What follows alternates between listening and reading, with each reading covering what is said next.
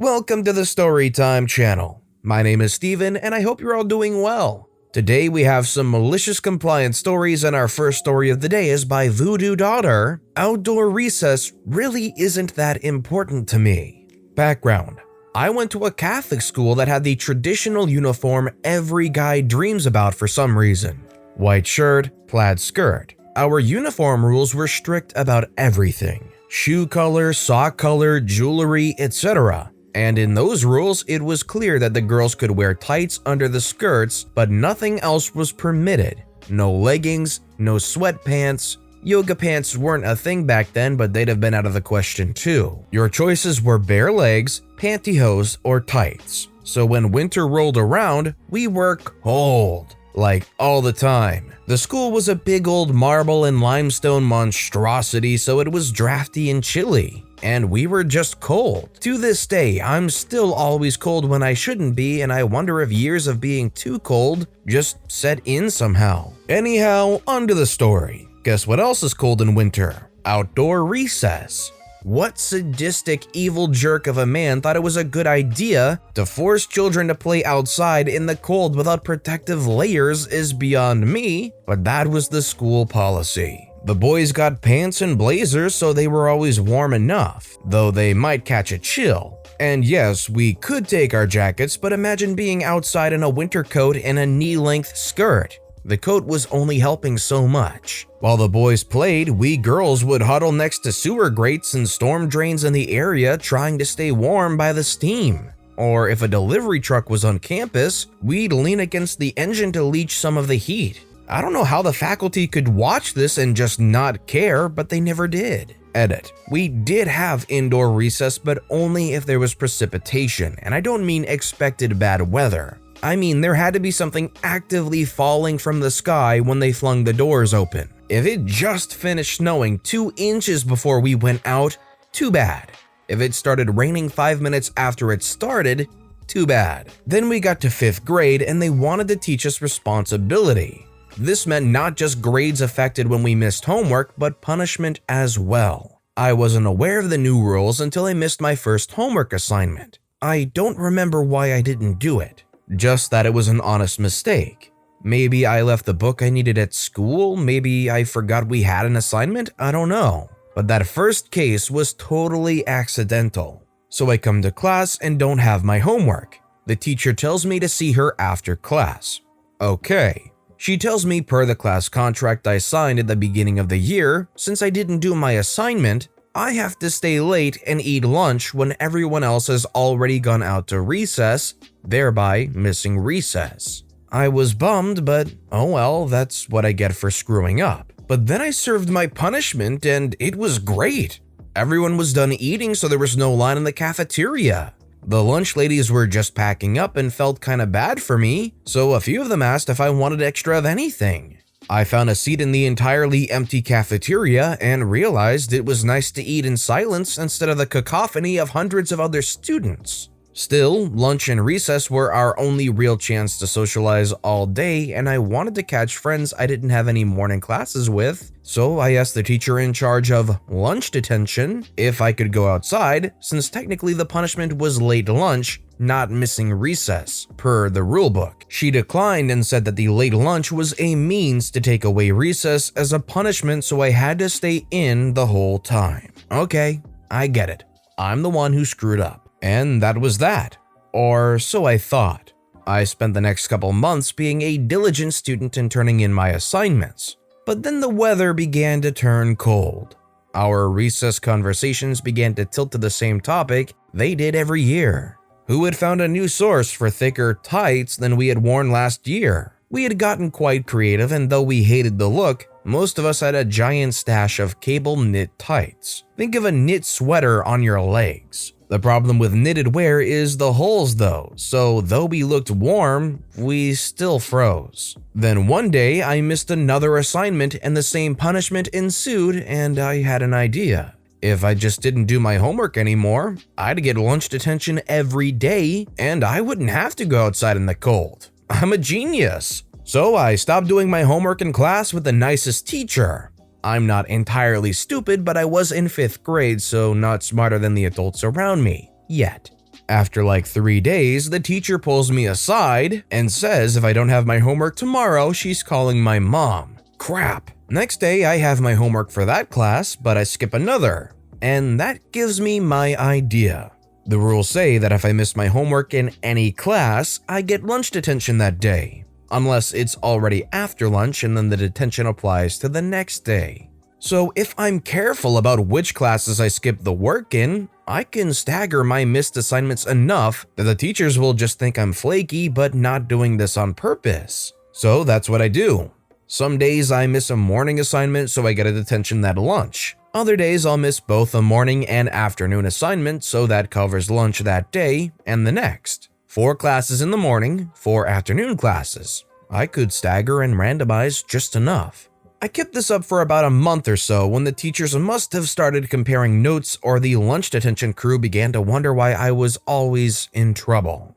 I wasn't sure what flagged the system, but mom got called. Why isn't VooDooDaughter doing her homework? Is something going on at home that we should know about? Is she under any stress we haven't been informed of? Is she struggling with any subjects? Remember posh private school. They want to be seen as caring, just not about us freezing to death. So mom sits me down. Why aren't you doing your homework? And I explained to her about being cold, about how the punishment of a quiet, late, solitary lunch with a good book in the warm cafeteria is way better than a loud lunch followed by a cold recess that I never really got warm from for the rest of the day. I explained to her my system and that I was still getting good grades on my tests. I understood the subjects and I wasn't skipping things I needed to work on. But I didn't see how there was a downside. I was doing less work, but maintaining my grades. I got to stay warm. I, an introvert, got to eat in a quiet space for my meal. And the school was unwilling to offer any alternatives. Gotta give mom credit. Not only did she admit that I made complete sense, she told me she was proud of me. They had created the system and the rules. I had disagreed with them, found a way to live within their system, and get everything I wanted.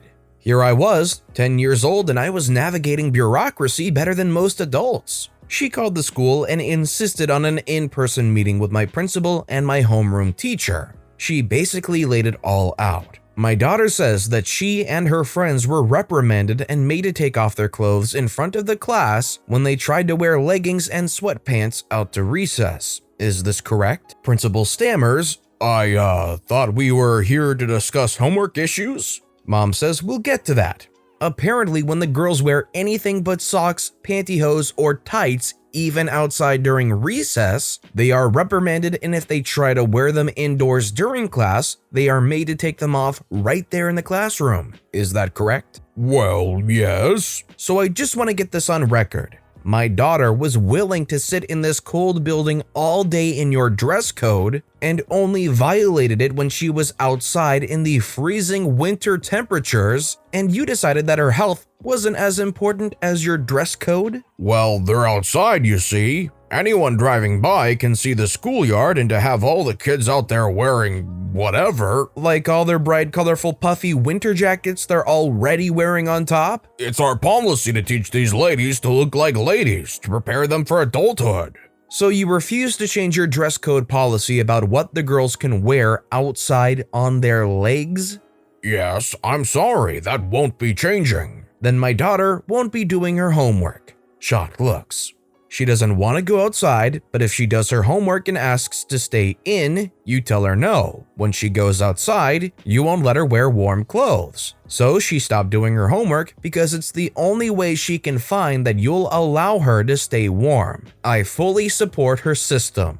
Mom then explained my system to them, and how if they weren't willing to change the rules, I was going to continue to abide by their rules and there was nothing they could do about it. I wasn't failing any classes. I wasn't hurting anyone or disrupting other students. I was just enjoying something that was meant to be a deterrent and they had no idea how to handle it. She told them that she couldn't think of one good reason I should comply and do my homework. If it was getting me nothing but benefits and zero drawbacks, then what reason did I have to keep up with my homework? The principal was stunned. You mean that right here in my office you're giving your daughter permission to not do her homework? My mom turned to me and said, "If you keep your grades up and you let me review your system and I approve of how often you're missing each class, you have my blessing to skip homework, just enough to stay indoors for recess. No abusing the system. It's a stupid rule and I'm proud of you for finding a solution." She looked back at the principal. "Does that answer your question?" The principal looked back stunned but said nothing, eventually nodding and letting us go. After all, what could they really do about it? That's kind of it for the main story, but there's more for those that like a good long read. I kept up my routine for another few days, and that's when one of the lunch monitor teachers came over and told me if I could eat a little faster, she'd let me run out and play with the other kids. I thought that was odd, but told her, "No thanks, I actually prefer it in here to out there." She looked bummed, but didn't say anything. Then like 2 minutes later, she chimed in again and I knew who had ratted me out. "Well, you see, hon, if you're in here on detention every day, I have to be in here with you to make sure you're not misbehaving. And that means I don't get to go outside with the other teachers and chat. Every day, one of us has to stay in here with you and miss out on the one time of the day we all get to socialize. So I'll make you a deal. If you eat quick and hurry out there, you can still get a few minutes of recess and I can chat with the other teachers." Aha! So that's what's got me pinched. Now I wasn't just annoyed, I was pissed. They called my mom and got me a conference with the principal all so they could have their lunchtime gossip session. I looked her straight in the eyes and said, "You can go and play with your friends when you change the dress code or the weather gets warmer." Just cold, emotionless. To this day, I get shivers thinking about the way I delivered that line to her. She backed away and didn't bring it up again. When I told my genius mom about the incident that evening, she laughed and suggested I explain my system to the other girls I knew also hated being cold. I didn't understand the gleam in her eye at the time. I was only 10 after all. But I did tell my girlfriends what was up as I had been keeping it a secret to stay out of trouble. But now that my mom and the school knew, why hide it from my friends? So I told all the girls I usually complained with about why I kept missing homework and staying in for recess.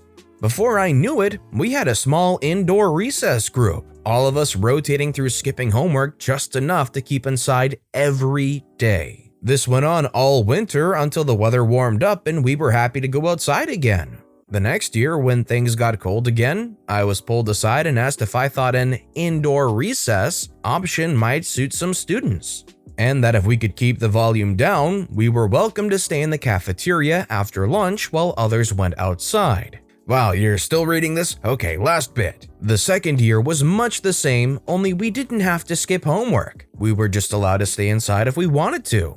On warm days, no one did, but on cold days, all the girls would stay inside and the boys would be outside. Yay for blazers and pants. We were a gender-separated school, so the only time the hormonal boys even got to see the girls was recess. It wasn't long before they were complaining that the girls never come outside for recess, but they didn't always want to be inside, and it was stupid that the dress code kept even the girls who liked outdoor stuff inside because they'd rather be warm. By the time we reached 7th grade, they reworked the entire uniform. We had summer and winter uniforms. The girls could wear pants and button-down shirts in winter months, and they even designed us school sweaters so we could stay warm. And that is the story of how my little 10-year-old self changed the entire uniform code at a 100-years-old private school.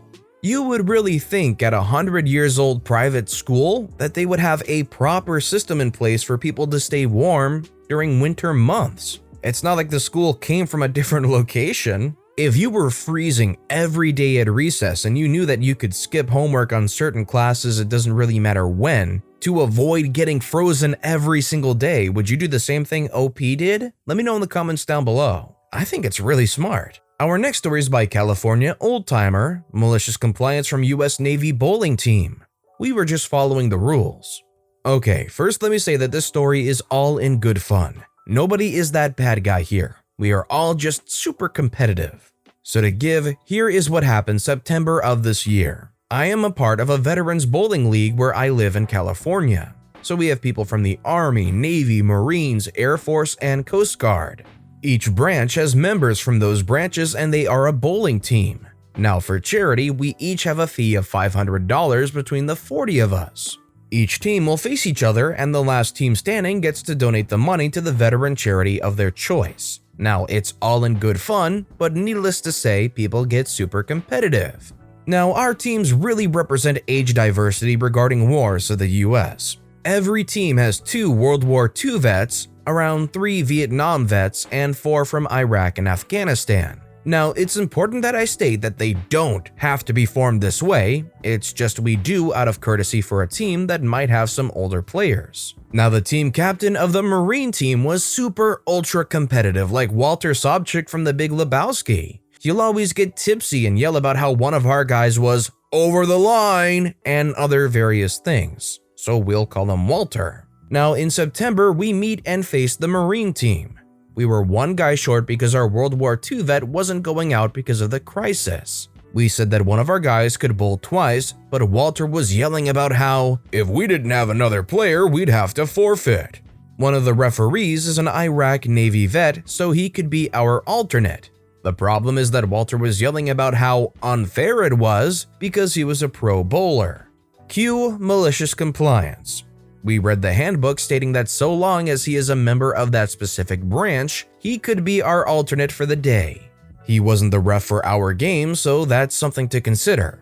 We later followed the handbook to the teeth during our game. Walter had a fit and started drinking more and getting more drunk. Because of this, he was really off balance when he went for his turn. We started complying with the rulebook and called him out on his fouls, such as going over the line and unsportsmanlike conduct. Malicious compliance times 2. Walter got so drunk he couldn't play anymore. We told the Marine team these exact words: "If you don't have a man to play, you'll have to forfeit." So we won by forfeit, and we lost to the Air Force team soon after, and the Army team won. They donated the money to help veteran families that need help with medical bills and other related expenses. Thanks for reading. Have a good one. Hey, it's in the rules, buddy. It seems a bit like karma, right? They kind of had it coming. I just feel bad for the rest of their team if they weren't being jerks like Walter was. And our final story of the day is by Khromez. Lock the door if we arrive 5 minutes late? Okay. So this is going to be very short, as it didn't happen to me but to a fellow professor last year.